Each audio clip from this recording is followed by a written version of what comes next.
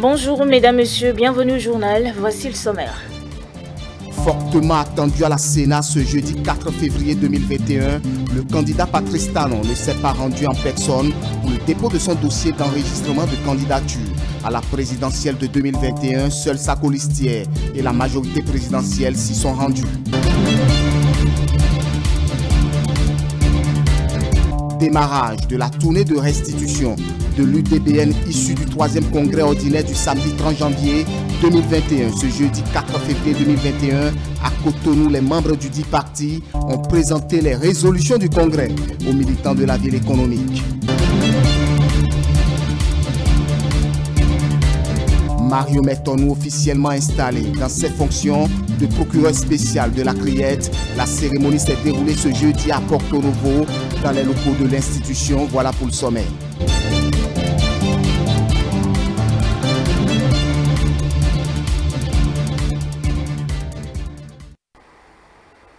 L'opération de dépôt des déclarations de candidature à la Commission électorale nationale autonome Sénat pour le compte de la présidentielle de 2021 s'est achevée ce jeudi. Il faut préciser que le candidat Patrice Talon ne s'est pas rendu en personne ce 4 février à la Sénat pour le dépôt de son dossier d'enregistrement de candidature. Seule sa colistière, accompagnée de quelques ministres et membres du Parti Bloc républicain et Union progressiste, se sont rendus pour remplir les formalités. Le compte rendu est avec Elia Djeran. Sur place au siège de la Commission électorale nationale autonome Sénat, une foule de personnes mobilisées pour accueillir le duo présidentiel. À l'apparition de l'escorte, comme l'on pouvait l'apercevoir à bord de ces véhicules, les membres du gouvernement, les responsables de partis politiques Union progressiste et Bloc républicain. Ils sont tous venus pour l'enregistrement du dossier de candidature de Patrice Talon au poste président et de Mariam Tchabi Talata au poste vice-président. Nous sommes donc arrivés ce soir pour le dépôt de nos dossiers. Les lois lui permettent de ne pas être là. Les lois lui permettent de se faire représenter. Et il est représenté par moi. Je constitue le duo. Je suis la candidate à la vice-présidence. Pour la colistière, le geste qu'elle vient de poser est républicain. Elle rassure de ce que son dossier est au complet. Nous avons réuni le parrainage nécessaire au dépôt de notre dossier. La mouvance est là pour la bonne marche de la démocratie. Elle n'a aucun intérêt à confisquer les quittances. Nous avons le nom qu'il faut pour aller aux élections. Le ministre de la Justice, Sévérin Kenom, réaffirme l'engagement du chef de l'État, candidat à sa propre succession, que la présidentielle d'avril 2021 sera pour l'ensemble des Béninois un moment de fête. L'instant du dépôt de la candidature et de son enregistrement a été un instant empreint de grande solennité. Le président Talon, lorsqu'il a été candidat en 2015 et 2016, il avait suscité beaucoup d'espoir. Aujourd'hui, ceux qui ont cru en lui sont heureux parce que le rêve est devenu réalité. C'est-à-dire que nous avons effectivement amorcé le décollage de notre pays. Les réformes ont porté leurs fruits et de façon unanime, nous les apprécions. L'espoir né est donc devenu réalité et c'est cette réalité née de cet espoir qui a suscité aujourd'hui à son tour sa candidature. C'est donc cet instant-là qui sera sacralisé à l'occasion de cette élection que le président veut être une fête de la démocratie que nous sommes venus donc engager avec vous au dépôt de cette candidature. La délégation présidentielle s'est retirée du siège de la Sénat sous la sonorité de la fanfare, convaincue d'une victoire certaine au thème du scrutin prochain. Ce jeudi, dernier jour du processus d'enregistrement des candidatures, plusieurs candidats se sont enregistrés. Nous avons recueilli les impressions de quelques-uns après le dépôt de leur dossier. On les écoute. Le parti Les Démocrates a tenu bon. Le parti Les Démocrates a tenu bon pour le peuple béninois, parce que c'est le parti du peuple. Vous êtes en face de nous, si nous pouvions sonder vos cœurs, nous saurions et nous comprendrions que nous avons le même combat et le juste combat. Nous avons aussi une vision de développement pour le Bénin. Une vision que nous avons travaillée pendant plusieurs mois. Et puis nous sommes allés au contact de la population et nous avons partagé largement cette vision avec la population. Donc nous portons une véritable vision pour le développement de ce pays. Si nous acceptons de compétir en tant qu'opposition constructive, c'est pour souhaiter l'alternance. Nous souhaitons l'alternance parce que nous voulons que dans un débat démocratique, dans la cohésion nationale, dans la paix, dans la gestion des frustrations, dans la réconciliation, que nous puissions continuer le développement qui a été amorcé par les différents responsables que notre pays a connus, en l'occurrence les responsables qui sont là. Nous sommes venus à la Sénat, comme vous avez compris, pour déposer notre dossier. Parce que, comme les membres du Front pour la restauration de la démocratie, nous sommes persuadés que ce pays, notre pays, a besoin de solutions. Notre pays a besoin de nouvelles énergies, d'engagements nouveaux. Et nous avons décidé, parce que investir par le Front pour la restauration de la démocratie, nous avons décidé d'ouvrir un chemin pour notre pays, ensemble. Le président Aïvo et moi, nous avons une vision optimiste et pleine d'espoir. Et nous croyons en ce génie remarquable et redoutable de ce peuple béninois. Nous sommes porteurs d'un projet de société qui s'appelle la Nouvelle Alliance. Cette nouvelle alliance a simplement pour objectif la réduction de la pauvreté à la base. Au terme du processus d'enregistrement des candidats pour l'élection présidentielle d'avril 2021, le président de la Sénat a tenu un point de presse au sein de l'institution. Au total, 20 déclarations ont été faites avec différentes irrégularités. On y reviendra dans nos prochaines éditions pour plus de précisions. Quel bilan peut-on faire après 4 jours de dépôt de dossiers de candidature à la Sénat? Une émission spéciale a été consacrée à cette problématique. Les invités de Romuald Roui ont donné leurs avis sur les différents dossiers de candidature déposés. C'était ce jeudi 4 février 2021. Durant toute la dernière journée du dépôt de candidature à la Commission électorale nationale autonome, les candidats se réclamant de l'opposition sont allés dans tous les sens en diffusant des communiqués qui présentaient plusieurs cas de figure. Si au départ, le duo Joël Aïvo et Ricky Amadougou était annoncé pour défendre les couleurs du Front pour la restauration de la démocratie, c'est finalement les duos Ricky Amadougou, Patrick Divor et Joël Aïvo Moïse Kérékou qui représentent respectivement le parti Les Démocrates et le Front pour la restauration de la démocratie après le retrait de la formation politique de Éric Ondété du collectif de l'opposition. Le spectacle qu'ils ont montré aujourd'hui montre clairement qu'on a encore du chemin avec une classe politique totalement inapte, inapte à la pensée et inapte à l'action prospective. Les potentiels candidats de l'opposition s'organisent en duo, mais refusent de quérir le parrainage et de respecter la révision constitutionnelle. Une incohérence que souligne Agapit Napoléon Maforican. Ils savent pas ce qu'ils disent, ils sont perdus. C'est une cécité absolument déplorable. Il n'arrive plus à s'assumer, il ne sait pas de quoi il parle.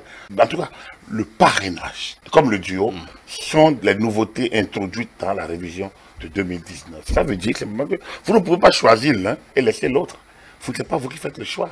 Donc en choisissant, ça veut dire que vous vous mettez au-dessus des institutions. Et la révision était actée dans les conditions qu'elle a prévues par la Constitution. Donc vous vous mettez au-dessus du peuple. Le parti Les Démocrates s'est tout d'abord opposé aux critères de parrainage. Mais lors du dépôt des dossiers, la candidate au poste de président de la République a souligné qu'on leur a plutôt refusé le parrainage. Un changement de langage que déplore le consultant politique qui estime que le précieux sésame n'est pas difficile à avoir. Non, le parrainage est très facile si vous alliez à la quête du parrainage avec une posture de celui qui demande, comme on en voit dans d'autres pays. C'est l'absence d'humilité qui fait que vous débarquez de quelque part où les lois sont faites pratiquement tous les 3 mois, on peut les changer. Et vous venez, et les textes qui existent depuis 15 mois, vous êtes incapable de vous conformer et vous utilisez des éléments de langage pour pouvoir justifier votre incohérence et votre incapacité donc de lecture et d'animation de la vie politique. L'autre chose que déplore le consultant politique est la déclaration de la candidate candidate au poste de président de la République du Parti Les Démocrates, qui fait cas de ce que les élections qui se déroulent en ce moment au Bénin sont des élections qu'on ne rencontre même pas dans les pays où la dictature est sévère. Mais quand il n'y a pas de dictature, c'est une injure au peuple. C'est une injure à ceux qui sont là. C'est une injure à nos institutions. Et comment vous voulez qu'une telle personne, qu'on la prenne au sérieux au point de lui confier la reine du pays? Ça pose un gros problème. Le code électoral prévoit que la Commission électorale nationale autonome peut notifier les insuffisances. Le consultant politique pense qu'il serait mieux pour les duos de l'opposition d'aller quérir le parrainage et se conformer aux tests en vigueur. Voilà, vous venez de suivre plutôt le consultant politique Agapit Napoléon Maforican qui s'est prononcé dans la soirée de ce jeudi sur le dépôt des dossiers de candidature des démocrates à la Sénat sans parrainage. Les responsables du parti Union démocratique pour un Bénin nouveau ont entamé ce jeudi une tournée de restitution des résolutions issues du 3e congrès ordinaire du parti tenu le 30 janvier 2021. C'est par la 16e circonscription électorale que la dite tournée a démarré. C'était en présence de la présidente du parti et quelques responsables. Stélia Padonou, grâce à Si pour le point. Claudine Afiavi Prudencio est allée en personne présenter à ses militants de la 16e circonscription électorale les résolutions issues du 3e congrès ordinaire du 30 janvier 2021.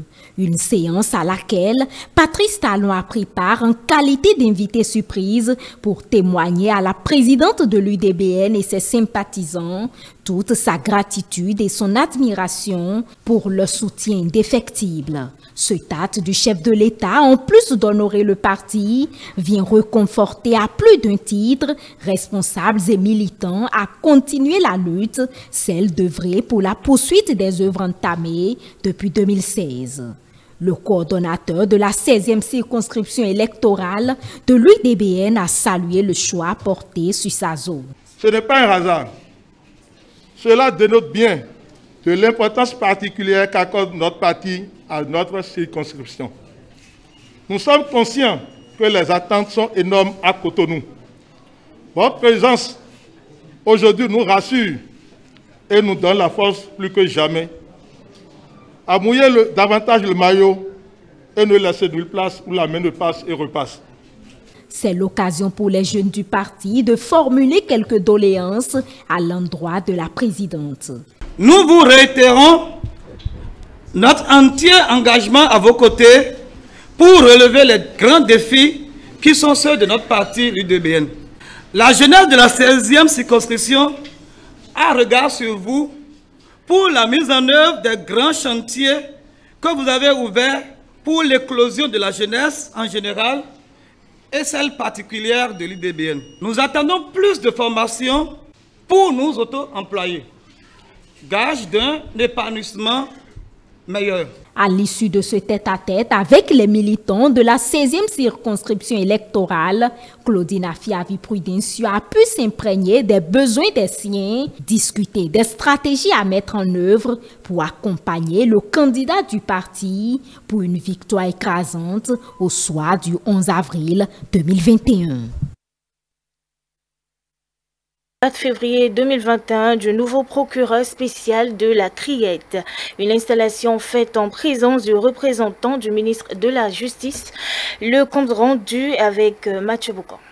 Mario Metonou, nouveau procureur spécial de la Cour de répression des infractions économiques et du terrorisme, Criette. Il succède ainsi au magistrat Gilbert Obonon, qui a passé 2 ans au poste avant d'être rappelé pour servir au cabinet du ministre de la Justice et de la Législation, garde des Sceaux en qualité de directeur adjoint de cabinet. La présente cérémonie, qui n'est pas un simple protocole, traduit en elle-même le vœu et la détermination du gouvernement d'amplifier les succès sur le terrain de la lutte contre l'impunité.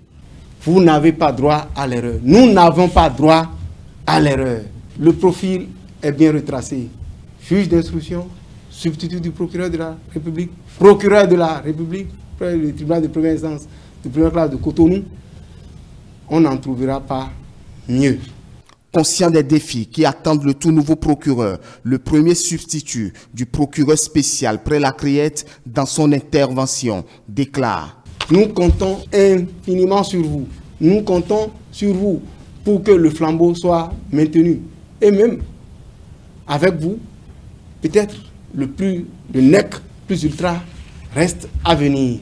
C'est dire que plus qu'une juridiction, la Criette est un véritable régulateur social. À cet effet, il vous revient, en tant qu'organe de poursuite, non seulement de restaurer les valeurs qui jadis nous caractérisaient, mais également de protéger nos frontières contre le péril terroriste. Depuis le 27 août 2018, la Cour de répression des infractions économiques et du terrorisme, Criette, s'est imposée dans le paysage judiciaire du Bénin. À peine installé, Mario Metonou, le nouvel entrant, étale ses ambitions. La transparence est consubstantielle à la crédibilité de l'œuvre de justice. C'est pourquoi nous ambitionnons d'instaurer au parquet spécial une transparence complète dans la gestion des procédures, et ceci dans le strict respect des contraintes légales. Ainsi, un bureau d'accueil sera mis en place pour permettre à tous les justiciables d'avoir en temps réel les informations sur les suites réservées à leurs procédures. La collégialité dans le traitement des procédures sera maintenue au parquet. Nous fournirons à la presse les informations factuelles sur les procédures tout en respectant les droits de la défense et en application des règles du Code de procédure pénale. Nous rendons compte, sans délai, au garde des Sceaux, ministre de la Justice, des différentes procédures comme nous l'impose la loi. D'ores et déjà, je vous assure de la disponibilité du garde des Sceaux à vous accompagner dans l'accomplissement de votre exaltante mission. Faut-il le préciser, le nouveau procureur spécial de la Criette est nommé en Conseil des ministres du mercredi 6 janvier 2021. La consommation de la chicha est devenue pour la jeunesse un passe-temps, une partie de plaisir. A priori inoffensif, la chicha est hautement toxique et peut être vecteur de transmission de plusieurs maladies. Suivant à cet effet le reportage d'Isaac Agé. Depuis quelques années, l'on constate dans presque toutes les villes du Bénin, à l'instar de Parakou, une addiction des jeunes à la consommation de la chicha. En raison de la fraîcheur et de la senteur fruitée de sa fumée, les jeunes sont fascinés et deviennent accros. Si vous aspirez la chicha, c'est plus ça comme fumée, c'est pas chaud, c'est frais. Ça fortifie, ça renforce, ça donne l'énergie, les inspirations. Et ça donne bonne mentalité. Beaucoup de consommateurs trouvent la chicha moins nocive que la cigarette. La cigarette n'est pas bon. C'est un peu mieux plus que la cigarette. Archi faux. C'est fruité, le goût est bon, voilà, c'est en groupe. Mais quand ça va vous abattre, ça monte maintenant sur votre visage. C'est exactement ça. Une séance de chicha délivre environ 20 fois plus de goudron, 2 fois plus de monoxyde de carbone et 3 fois plus de nicotine qu'une cigarette. Donc, vous voyez à quel point il n'y a pas photo entre les deux substances. La décision du préfet du Borgou, qui interdit la consommation de la chicha sur son territoire de compétence, est donc la bienvenue. En ce sens qu'elle sauve la jeunesse à plusieurs égards. La pandémie prend de l'ampleur dans le département. Le virus gagne donc de plus en plus du terrain. Et l'autre constat, à tout le moins surprenant, parce que inhabituel, est que de plus en plus de jeunes contractent cette maladie.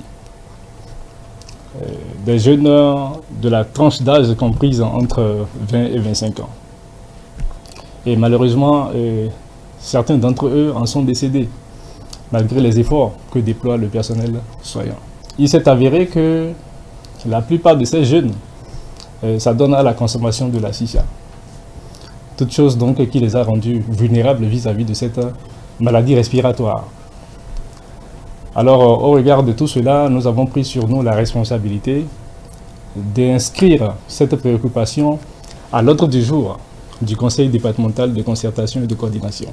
Il était important pour nous donc d'en arriver à cette décision-là, d'interdire la consommation de la chicha dans le département.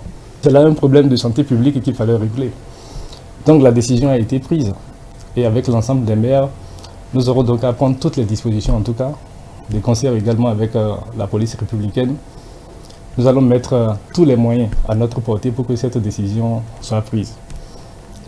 Les risques liés à la prise de la chicha sont au-delà de ce que l'on imagine, certifie un spécialiste des questions de santé. Notamment les cancers de poumons, les cancers des lèvres, les cancers de la vessie, les cancers des voies aérodigestives. Vous perpétuez la transmission de l'hépatite B juste parce que vous avez participé à une soirée chicha ou à une séance chicha. Si une femme enceinte est exposée à la fumée de la chicha, c'est qu'elle peut faire des enfants de petit poids, faire le poids de naissance. Et peut même, dans certains cas, décéder, mourir. Vous avez un jeune, par exemple, de 15 ans, de 16 ans, qui s'adonne à une consommation quotidienne de chicha, et qui à 25 ans ou 30 ans veut faire des enfants, on cherche enfants, on n'en trouve pas. C'est la consommation abusive de chicha qui a détruit ces spermatozoïdes. Quelles que soient les raisons qui conduisent à la consommation de la chicha, les risques sont là.